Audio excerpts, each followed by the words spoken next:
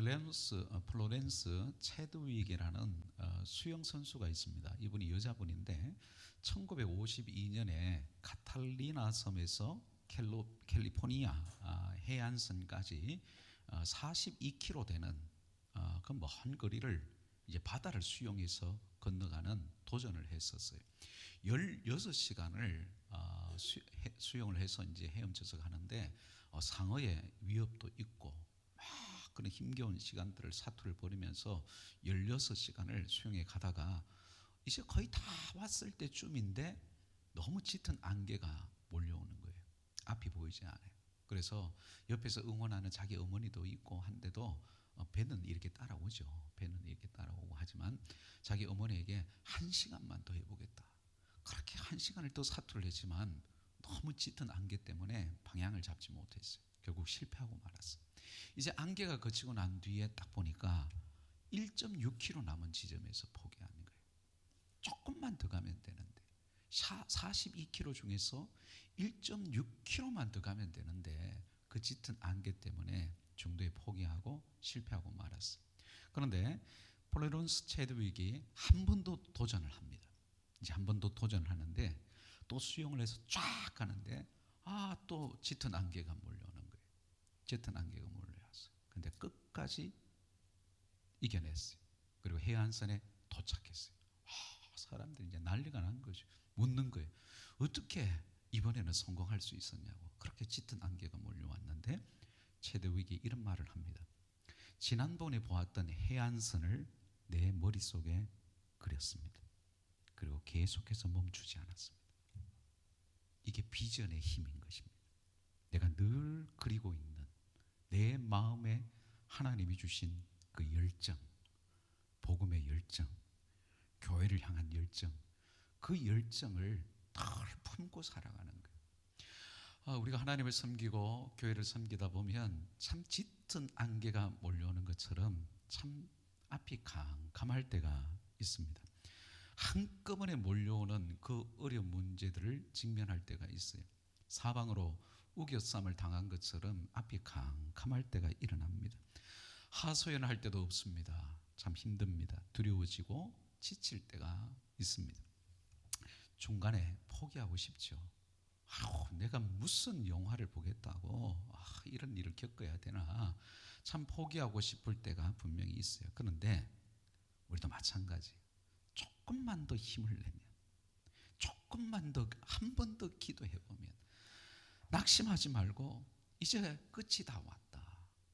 하나님이 반드시 이루어 주실 것이다. 그 믿음을 가지고 한 번 더 기도하고 한 번 더 힘을 내면 되는데, 이 짙은 안개처럼 너무 앞이 보이지 않을 때, 힘겨울 때, 지칠 때 포기하고 싶을 때가 있지요. 그때마다 사랑하는 우리 성도 여러분 영적인 분들이십니다. 기도하는 사람들입니다. 우리 대천교에서 말씀의 훈련을 잘 받은 여러분들은 이런 일들이 한꺼번에 이런 개인적으로 가정적으로 여러 일들이 겹쳐올 때에 이렇게 딱 생각하세요. 이제 얼마 남지 않았다. 마귀가 발악을 하는 거다. 저 마귀가 지금 발악을 하고 있다. 내가 한 번 더 기도하고 낙심하지 말고 끝까지 주님 주신 이 직분을 감당하면 가정의 문제도 해결되어진다. 내 자녀의 앞길의 문제도 해결된다. 우리 교회에 반드시 부흥의 역사가 일어난다. 그것을 믿고 하나님이 주신 표대를 붙들고 끝까지 버티고 포기하지 않으면 하나님께서 반드시 역사하실 것을 믿습니다. 그래서 한꺼번에 몰려오는 그런 문제가 있을 때 여러분 딱 믿었어요. 마귀가 발악을 하고 있다. 마음 중심을 딱 잡았어요. 흔들리지 마세요. 한순간에 안 되는 일이 되는 일로 바뀌어집니다. 바뀌어져요. 그것을 체험해 보셔야 돼. 더 힘을 모아야 돼. 더 잘 모여야 돼. 더 성도들이 기도하고 더 격려하고 힘을 모으면 반드시 하나님께서 하나님의 일은 하나님의 사람들을 통하여 되게 해 주신 줄 믿습니다. 이게 여러분 개인도 그렇고 가정도 그렇고 교회 일도 나라 일도 다 마찬가지. 그래서 스포츠 경기 중에 스포츠 용어 중에 라스트 스퍼트라는 것이 있습니다. 라스트 스포트. 이게 달리기 경주나 수영 경기에서 이제 마지막 결승 골인 지점을 향해서 마지막 속도를 내기 위해서 힘을 내는 것, 힘을 내는 것. 그냥 혼심의 힘을 짜내어서 마지막 그 결승 골인 지점을 향해서 속도를 높이는 것. 그것을 라스트 스포트라고 하는 거예요. 여러분, 오늘 느헤미야 마지막 시간인데 이 느헤미야 공동체가 라스트 스포트를 하는 거예요. 이제 마지막 성벽 공사가 완공을 눈앞에 두고 있는데 이제 힘을 쥐어 짜내고 있는 거예요. 한번 보실까요? 오늘 6장 1절 말씀을 한번 보겠습니다. 자, 6장 1절 같이 읽습니다. 시작. 산발락과 도비아와 아라비아 사람 게셈과 그 나머지 우리의 원수들이 내가 성벽을 건축하여 허물어진 틈을 남기지 아니하였다 함을 들었는데 그때는 내가 아직 성문에 문짝을 달지 못하였더라. 자, 이제 우리가 느헤미야서를 쭉 배웠잖아요. 외부적인 그런 위협과 방해도 있었고 내부적인 갈등의 문제도 이제 해결이 다 되어졌어요. 어젯밤에 우리 다 살펴본 대로 이제 마지막 이제 라스트 스포트를 할 때 이제 결승 지점이 얼마 남지 않았어요. 이제 문짝만 성벽의 문짝만 달면 돼요. 이제 다 연결됐고 성벽도 다 세워졌고 문짝만 달면 끝인데 이때가 가장 집요하고 가장 위험하고 가장 교묘한 거센 위협들이 다가옵니다. 그게 두 가지가 있었는데 첫 번째는 느헤미야를 죽이려고 하는 것입니다. 자, 산발락과 도비아와 이 게셈 대적자들이 오늘 본문을 쭉 보게 되면 본문의 내용이 그거예요. 4번이나 느헤미야에게 우리 따로 한번 보자라고 자꾸 만나자 그러는 거예요. 왜 만나자 그러겠어요? 느헤미야를 암살시키려는 거예요. 만나서 죽여버리는 거예요. 그런데 느헤미야가 만나주지를 않아요. 그런데 마지막 5번째는 봉인하지 않는 편지를 이 대적자들이 부하들을 통해서 보냅니다. 봉인을 하지 않았다. 이것은 뭐냐면 이미 다 소문이 났다. 그 봉인하지 않는 편지를 열어보니까 어떤 내용이냐면 바로 이런 것입니다. 너희들이 지금 성벽을 재건을 해서 아닥사스다 왕을 배반하려고 한다. 지금 이 성벽성을 세우는 것은 아닥사스다 왕을 배반하려고 하는 것이라는 것을 편지에 풀도 안 바르고 봉인도 안 하고 그냥 느헤미야에게 보내주는 거예요. 이게 뭐예요? 네 좋은 말 할 때 만나라. 아닥사스다 왕, 그 사람 괴팍한 사람이야. 성질 더러운 사람이야. 다혈질이야. 응? 그 사람 귀에 느헤미야가 이제 반란을 일으켰다. 이 반란 세력이 되면 넌 죽는 거야. 네 백성들도 죽는 거야. 페르시아 제국을 어떻게 감당하겠어요? 그 유다 조그마한 나라가. 니는 죽은 목숨이니까 좋은 말 할 때 우리를 만나라는 것입니다. 얼마나 난감한 상황이에요. 이제 성문 문짝 하나만 달면 끝나는데 이때 느헤미야가 어떤 방법을 이야기하느냐, 소개를 하느냐. 자, 이런 내용을 이해하면서 이제 8절을 보시기를 바랍니다. 6장 8절. 내가 사람을 보내어 그에게 이르기를 네가 말한 바 이런 일은 없는 일이요 네 마음에서 지어낸 것이니라 하였나니. 자, 이게 무슨 말인가? 자, 세상은요, 마귀는요, 계속해서 우리를 공격할 때에 거짓말을 자꾸 퍼뜨립니다. 공동체를 와해시키는 것, 그리고 사람을 무너뜨리게 하는 것, 하나님의 일을 멈추게 하는 것은 뭐냐면 자꾸 세상에 평판을 나쁘게 하는 거예요.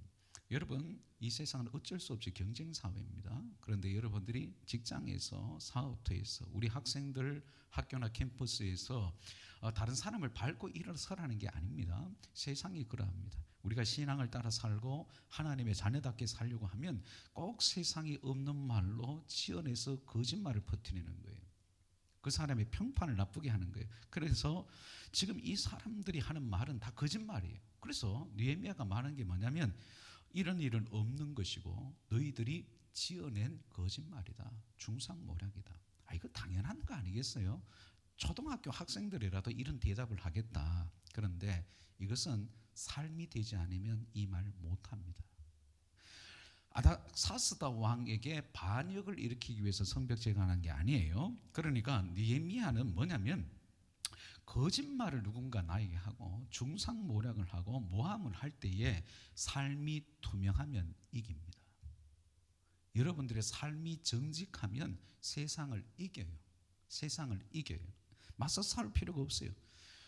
상대방은 자꾸 새빨간 거짓말을 퍼뜨립니다. 모함합니다. 내가 하지도 않았던 말을 퍼뜨립니다. 그게 세상 방법이에요. 마귀가 쓰는 방법이에요. 그런데 내가 정말 깨끗하다, 투명하다, 진실하다는 것은 바로 세 가지 앞에서 당당한 것입니다. 첫 번째, 하나님 앞에서. 두 번째, 자신의 양심 앞에서.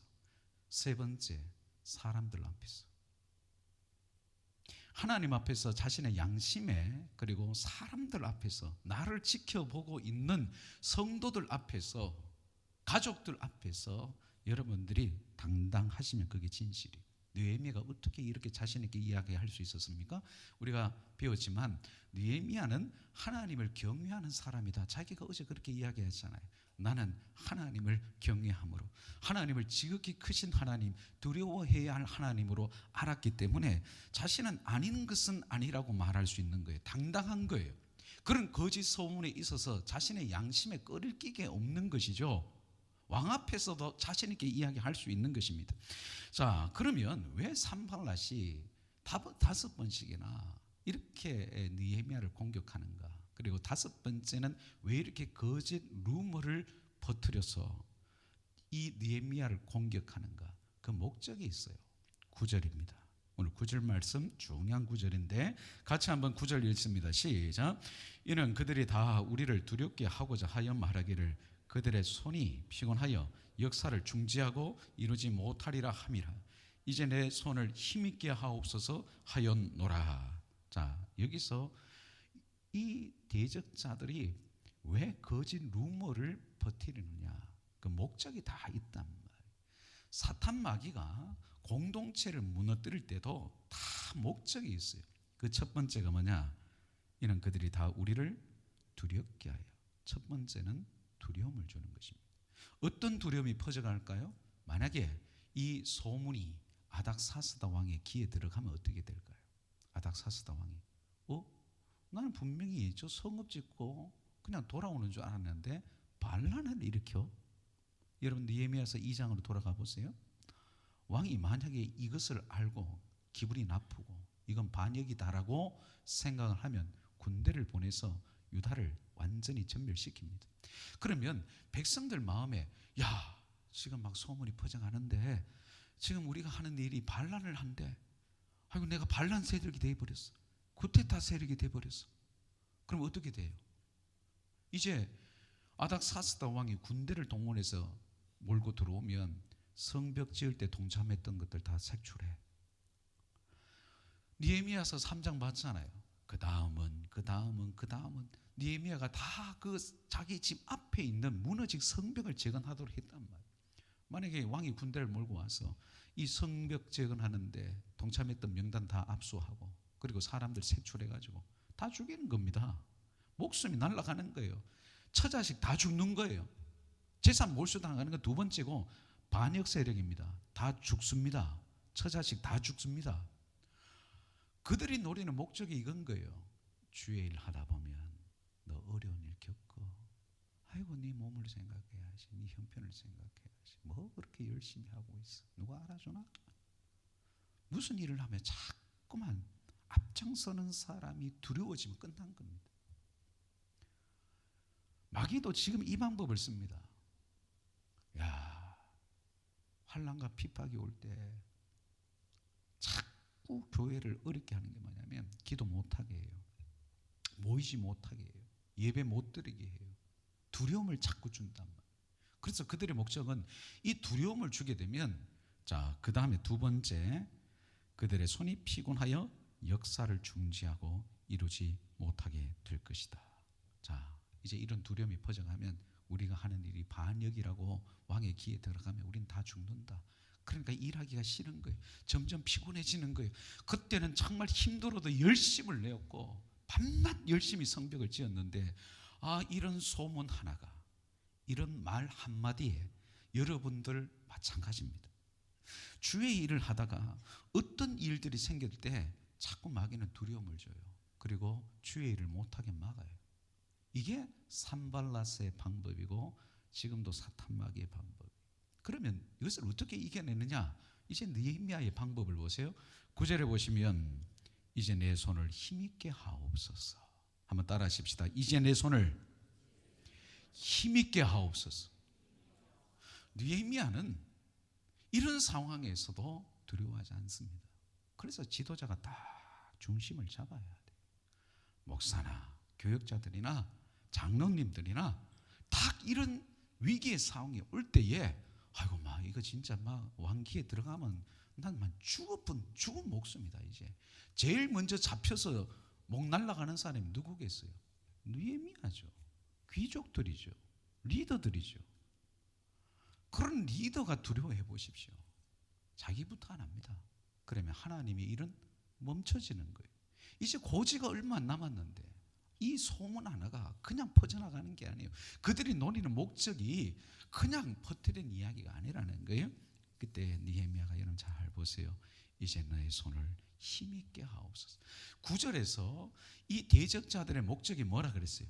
두려움을 줘서, 다시 잘 보세요, 그들의 손이 피곤하여 역사를 중지하고 이루지 못하게 하리라. 그들의 손이 피곤해지는 거예요. 유다 백성들의 손이 피곤해지도록 만드는 거예요. 그런데 느헤미야는 또 어떻게 기도합니까? 내 손을 힘있게 하옵소서. 여기서 이 손이라는 이 두 단어를 여러분 비교하셔야 돼요. 사탄 마귀는, 원수들은, 세상은 자꾸 우리 성도들에게 두려움을 줘요. 믿음으로 기도하면 되는데 자꾸 약해지도록 만드는 거예요. 지금까지도 하나님께서 그렇게 역사해 주셨고 내 기도를 들어주셨고 내 가정에 우리 교회 이런저런 문제도 하나님께서 해결해 주셨는데 이번에는 너무 큰 문제다. 사랑하는 여러분, 하나님이 해결 못하실 문제는 없습니다. 아멘. 하나님이 해결 못하실 문제 없잖아요. 그래서 느헤미야가 내 손을 힘있게 하옵소서. 내 손을 힘있게 하옵소서. 여러분 어떻게 이 기도를 들을 수 있었느냐? 우리가 특밤 때 느헤미야를 공부했어요. 느헤미야는 어떤 사람이라 그랬습니까? 기도하는 사람이에요. 기도하는 사람. 수요일의 금식 기도가 주야의 매일 기도가 되었고 6개월 동안 집중해서 기도했고 왕 앞에서도 그 짧은 시간에 하나님 앞에 묵상의 기도, 묵도의 기도를 드리는 사람이었고 성벽이 진행되면서 외부의 어려움이 있으나 내부의 갈등이 있으나 늘 하나님 앞에 기도하는 사람이었어요. 사랑하는 여러분, 기도의 내공이 쌓이는 여러분 되시길 축원합니다. 평소에 기도하셔야 돼요. 평소에 기도에 여러분 지경을 넓히세요. 그리고 깊은 기도를 하세요. 그때에 평소에 기도하는 사람은 위기 때도 기도합니다. 그 짧은 기도가 여러분 영적인 판도를 바꿔놓습니다. 믿으시면 아멘. 그래서 평소에 기도할 때 여러분 기도가 훈련되셔야 돼요. 기도가 습관이 되셔야 돼요. 여러분 모든 상황은 기도의 제목이 되어야 합니다. 모든 상황은 기도 제목입니다. 모든 문제는 문제거리가 아니라 기도 제목이 되는 줄 믿어주기를 바랍니다. 아이고 내 자식이 여러분 속을 썩입니까? 저놈의 자식이 왜 저러나? 여러분 혼자 한탄하고 혼잣말 하지 마시고 하나님 저놈의 자식이 왜 저렇습니까? 라고 기도로 바꾸시기를 바랍니다. 혼자 독백하지 말고 혼자 중얼거리지 말고 혼잣말 하지 말고 기도말로 바꾸시기를 바랍니다. 어떤 일이 생겨도 아이고 참 내가 그렇지 뭔 이런 문제가 생기나 이렇게 하면 더 힘들어져요. 하나님, 이렇게 기도가 시작되는 거예요. 하나님 왜 이런 문제가 생겼습니까? 하나님 내가 뭘 깨달아야 되겠습니까? 모든 상황은 기도해야 될 상황입니다. 모든 문제는 기도 제목이 되어야 합니다. 그래서 평소에 늘 이렇게 특밤 때뿐만 아니고 여러분 평소에 기도하세요. 새벽에도 기도하시고 새벽 기도도 올라오시고 수요 기도에도 올라오세요. 일주일 아무리 바쁘더라도 여러분 바쁠수록 더 기도하셔야 됩니다. 바쁠수록 더 기도해야 하나님이 더 힘을 주세요. 지혜를 주세요. 기도 없이 일할 때는 10시간 일해야 될 것을 하나님 앞에 간절히 기도하면 그 10시간 일해야 될 것이 어떨 때는 1시간으로 줄어들 때가 있습니다. 저도 어떨 때는 설교를 하려고 이렇게 앉아 있으면 여러분 머리가 텅 비어 있을 때가 있습니다. 막 뭔 책을 봐도 안 되고 뭔 자료를 봐도 안 되고 어떨 때는 여러분 설교를 준비하려고 하면 그냥 제 목양신 앉아서 주여 오늘은 뭔 설교를 해야 될지 본문은 정해놨는데 아니 설교 준비가 안 될 때가 있어요. 그냥 목사가 앞에서 설교를 쫙 하니까 그냥 나오시는 줄 아시죠? 저 그때 막 쥐어 짜냅니다. 그냥 그때는 어떻게 하냐면 덮어놓고 기도만 하는 거예요. 하나님, 이 본문을 내 옛날에 설교했던 것도 있지만 지금 이 본문을 가지고 우리 성도들에게 우리 교회에 뭔가 하나님이 주시려고 하는데 그냥 머리가 백지처럼 예질 때가 있어요. 그냥 설교 준비하려면 답답할 때가 있어요. 그때는요 1시간 2시간 앉아 있어도 시간만 자꾸 가는 거예요. 그냥 목사가 그냥 설교 시간 때 그냥 뭐 대충 때우다시피 설교하고 저는 제 목사 양심상 그래 못 하겠어요. 그래서 제 방에서 기도의 씨름을 싸웁니다. 그리고 말씀과 씨름을 하는 거예요. 하나님 앞에 제발 이 말씀이 그냥 눈이 열리게 해달라고. 그래서 설교 준비하는 거예요. 그래서 여러분 평소에 기도가 쌓여야 위기의 순간에 기도가 나옵니다. 그 짧은 기도가 역전시키고 바꿉니다. 하나님이 일하십니다. 그래서 26년도에 여러분 더 적극적으로 기도의 자리에 나오시길 바랍니다. 하나님 앞에 하소연하세요. 그냥 하나님 앞에 우세요. 기도가 쌓일 때에 여러분 하늘을 열고 닫는 기도의 영권을 주십니다. 그것은 우리 성도들도 마찬가지. 그것은 뭐 기도 많이 하시는 분, 뭐 목사님, 그런 우리 장로님, 권사님들에게만 해당되는 것이 그게 아니에요. 우리 어린 아이들, 우리 중고등부, 우리 병우리 병찬이, 아멘. 아멘. 그렇지. 우리 또 예현아 왜 고개를 숙이고 목사님하고 우리 예현이도 아멘. 우리 효원이 아멘. 너 아버지 뭐 하시노? 우리 여기 우리 중고등부 청년들 다 마찬가지. 하늘을 열고 닫는 사람은 여러분 평소에 기도 안 했어요. 느헤미야가 그랬단 말이에요. 이제 내 손을 힘있게 하옵소서. 평소에 기도하는 사람은 모든 상황이 기도할 상황이에요. 그때 바뀌는 거예요. 이제 두 번째 어떤 위험이 찾아오냐면 이 방법이 통하지 않으니까 이제 더 교묘한 방법을 씁니다. 이것도 순간적으로도 느헤미야도 혼동할 때가 있었어요. 이게 어떤 순간이냐? 오늘 본문을 보면 스마야라는 사람이 있어요. 아마 이 사람이 제사장 계열의 선지자인 것으로 보여지는데 느헤미야의 최측근으로 보여집니다. 이 스마야가 드문 분출하니까 느헤미야가 이제 신방을 간 것 같아요. 이제 찾아갔어요. 그런데 뭐라고 이 스마야가 이야기를 하냐면 10절 말씀을 한번 보십시다. 이후에라고 나오잖아요. 이제 위협을 가해도 안 되니까 거짓 루머를 퍼뜨려도 안 넘어가니까 무에다벨의 손자 들라야의 아들 스마야가 두문 분출하기로 내가 그 집에 가니 그가 이르기를 그들이 너를 죽이러 올 터이니 우리가 하나님의 전으로 가서 외소 안에 머물고 그 문을 닫자. 저들이 반드시 밤에 와서 너를 죽이리라. 자, 여기서 스마야가 우리가 하나님의 전 외소로 들어가자. 이 외소라는 것은 지성소에는 내소와 외소가 있는데 내소는요 휘장 뒤에 있는 지성소예요. 여기는 대제사장만 들어갈 수 있어요. 그런데 외소는 진설병, 떡상, 그다음에 등잔, 금촌대가 있는 곳이에요. 여기는 제사장들이 들어가서 늘 진설병을 바꾸기도 하고 분향 촛대를 바꾸기도 하고 제사장은 들어갈 수 있어요. 그래서 아마 이 스마야가 오늘 밤에 자객이 와서 널 죽일 테니까 내가 제사장이잖아. 그래서 나하고 함께 여기서 우리가 그랬잖아요. 함께 외소에 숨어 있자라고 이야기를 합니다. 자, 이게 어떤 상황이냐? 이 처음에는 몰랐어요. 그런데 뒤에 이제 느헤미야가 깨닫는 게 뭐냐면 이 산발랏이 스마야를 돈으로 매수한 거예요. 매수했어요. 들어가서 죽이겠다는. 스마야를 돈으로 매수한 거예요. 처음에는 느헤미야가 몰랐어요. 그런데 느헤미야가 이 말을 듣고 무슨 이야기를 했느냐가 중요한데 11절 말씀을 같이 한번 봅니다. 11절 말씀 제가 읽습니다. 내가 이르기를 자, 나 같은 자라는 말에 동그라미를 치시고 나 같은 자가 어찌 도망하며 자, 두 번째 나 같은 몸이면 또 나 같은 몸이란 말이 중요해요. 누가 외소에 들어가서 생명을 보존하겠느냐? 나는 들어가지 않겠노라. 자, 여기서 느헤미야가 하는 말 첫 번째 나 같은 사람이 어찌 도망을 가겠느냐? 이 말은요 앞선 자의 책임감을 이야기합니다. 백성들이 다 리더만 쳐다보고 있는 거예요. 우리 앞장서 있는 우리 장로님들, 교회의 장로님의 직분이 얼마나 중요한지 모릅니다. 담임 목사인 저도 마찬가지고 우리 교역자들도 다 마찬가지.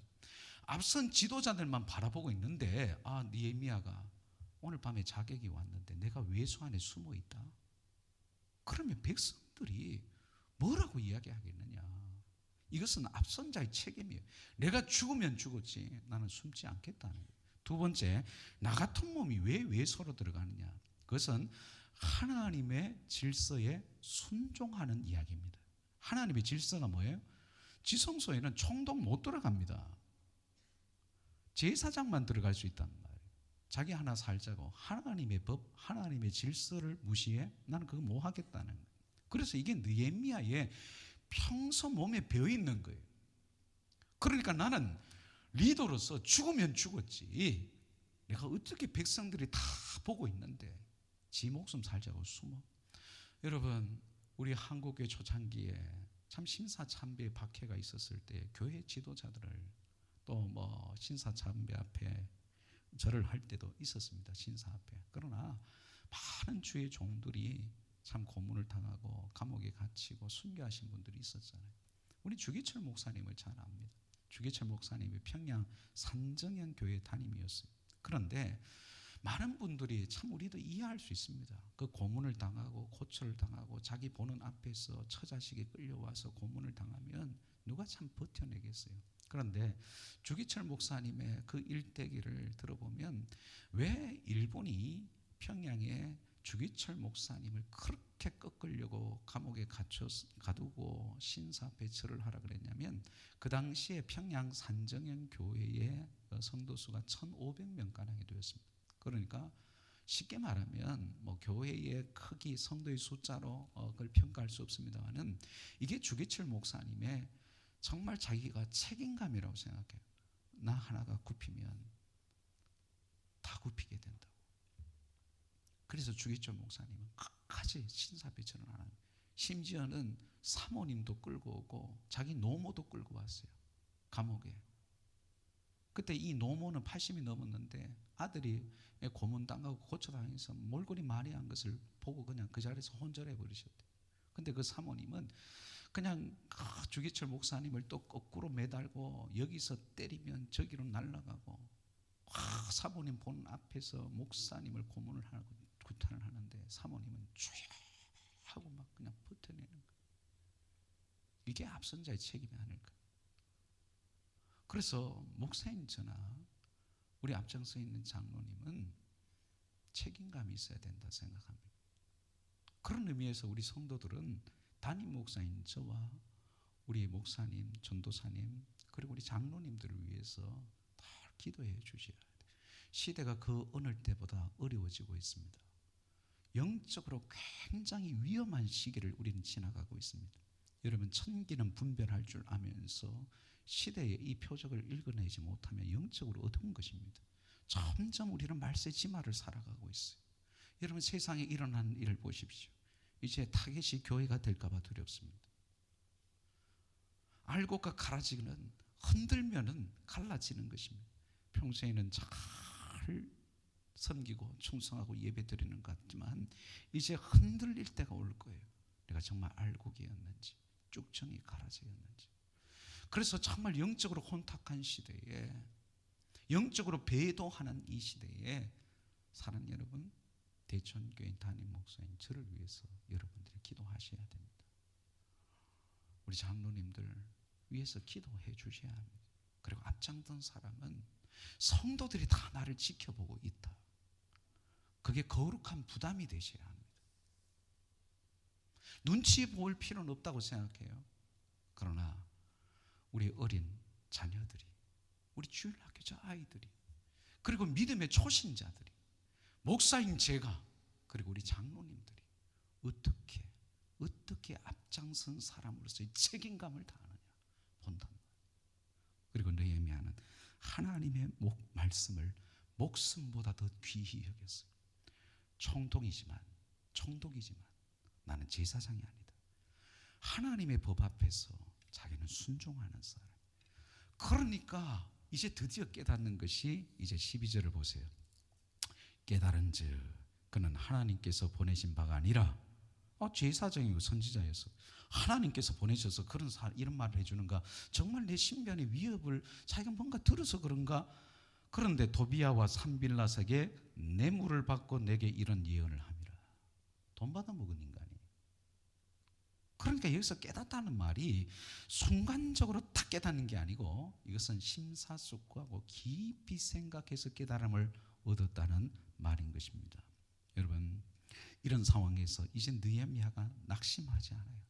내 채측근조차도 이 하나님의 일보다도 돈의 매수에 넘어가가지고 하나님의 영광에 대해서는 생각도 없고 하나님의 일에 대한 관심도 없고 저 돈에 미쳐가지고 나를 죽이려고 하고 얼마나 실망스럽겠어요. 얼마나 낙심하겠어요. 믿었던 사람인데 그럴 수가 있어요. 그런데 느헤미야가 또 어떻게 하는가? 이제 마지막으로 한번 보십시다. 14절 말씀 같이 읽습니다. 시작.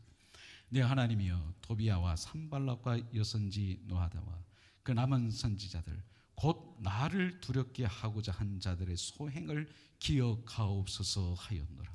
느헤미야는 또 기도해. 그래서 기도밖에 없어요. 그런데 여러분, 우리가 어제 살펴봤던 느헤미야 5장 19절에서는 느헤미야가 이렇게 기도했잖아요. 5장 19절 보세요. 네 하나님이여 내가 이 백성을 위하여 행한 모든 일을 기억하사 내게 은혜를 베푸시옵소서. 5장 19절의 기도는 내 행위를 기억해 달라는 거잖아요. 그런데 오늘 6장 14절은 저 악을 악행하는 자들의 악행도 기억해 주옵소서. 이게요, 느헤미야처럼 하나님 면전 의식을 가지고 살아가는 사람만이 할 수 있는 기도예요. 자기도 깨끗하지 않아요. 하나님 내 행위를 기억해 달라. 여러분, 그렇게 기도할 수 있습니까? 하나님의 불꽃 같은 눈으로 하나님이 내 모든 행위를 다 아신다 하셨는데, 내가 네 행위를 다 알겠다 하셨는데, 하나님 내 행위를 기억해 달라. 하나님 어떻게든 내가 하나님 앞에 저지른 그 악은 죄는 어떻게든 주의 보혈로 다 지워 주옵소서. 아니 그렇게 기도하지. 느헤미야처럼 우리가 어떻게 기도할 수 있을까요? 그러나 느헤미야는 그렇게 산 거예요. 자기 자랑이 아니에요. 내 모든 행위를, 내가 이 백성을 위해서 한 희생을 우리 하나님 다 기억해 주시고 저 악을 행한 악행한 사람들의 악행도 기억해 달라. 이게 느헤미야의 기도였습니다. 이게 뭐냐? 하나님 앞에 부끄럽지 않게 산 것입니다. 사랑하는 여러분, 하나님 앞에 당당할 수 있는 것은 우리 하나님 나를 다 지켜보고 계신다. 내 억울한 것, 내 힘든 것, 정말 악을 행하는 사람들의 저 악행도 하나님의 심판대 앞에서 다 드러날 때가 있다. 그게 여러분 위로고 소망이고, 그게 기도하는 자가 가지는 담대함인 것입니다. 그래서 드디어 이게 뭐냐? 저는 14절의 이 기도가 라스트 스포트, 바로 쥐어 짜내는 느헤미야의 마지막 기도였다고 생각해요. 마지막 기도예요. 주여 저들의 악행 하나님 기억해 달라. 저는 이 느헤미야의 기도를 묵상하다가 예수님의 겟세마네 기도가 떠올라요. 예수님의 마지막 그 겟세마네 기도. 겟세마네라는 이름의 뜻이 뭡니까? 쥐어 짜내다는 거예요. 예수님께서 아버지 앞에 간절히 기도하잖아요. 아버지 할 수만 있거든 이 잔을 내게서 옮기시옵소서. 그러나 내 원대로 마옵시고 아버지의 원대로 하옵소서. 얼마나 간절히 기도했는지 떨어지는 땀방울이 핏방울로 바뀌셨어요. 그리고 십자가에서 그 중한 고통을 당하시고 생명 버려주셨어요. 예수님도 그 십자가의 그 비전, 그 십자가의 하나님의 일을, 자신의 사명을 감수할 수 있도록 겟세마네에서 지어 짜내는 기도를 하셨단 말이에요. 저는 6장 14절에서 느헤미야의 이 기도가 예수님의 겟세마네 기도 같아요. 마지막 힘을 지어 짜내는 거예요. 주여, 주여, 저들의 악행을 기억하옵소서. 그런데 드디어 역사가 일어난 거예요. 그게 오늘 15절, 16절입니다. 성병 역사가 52일 만에 끝났더라. 오히려 대적들이 크게 낙담하고 16절 끝을 보세요. 그들이 우리 하나님께서 이 역사를 이루신 것을 알미니라. 하나님의 일은 반드시 이루어집니다. 이제 말씀을 맺겠습니다. 오늘 설교의 제목처럼 어떻게 하나님의 비전을 이룰 수가 있는가. 자, 요약으로 말씀드립니다. 첫 번째, 하나님의 비전을 품으십시오. 하나님의 비전을 품으십시오. 두 번째는 하나님의 선한 손길이 반드시 역사합니다. 세 번째는 혼자서는 감당할 수 없어요. 우리 성도들 함께합니다. 함께하는 동력자들이 있어요. 네 번째는 한번 따라 하십시다. 기도가 쌓였다. 성벽이 쌓였다.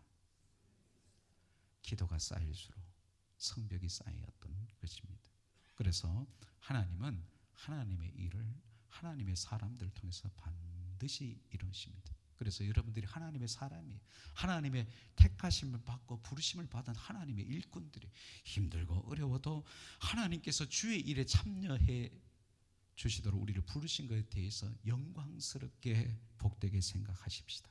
우리를 하늘의 별처럼 빛나게 해주시고 복을 주시고 상급 주실 줄 믿습니다. 우리 같이 한번 찬양하겠습니다.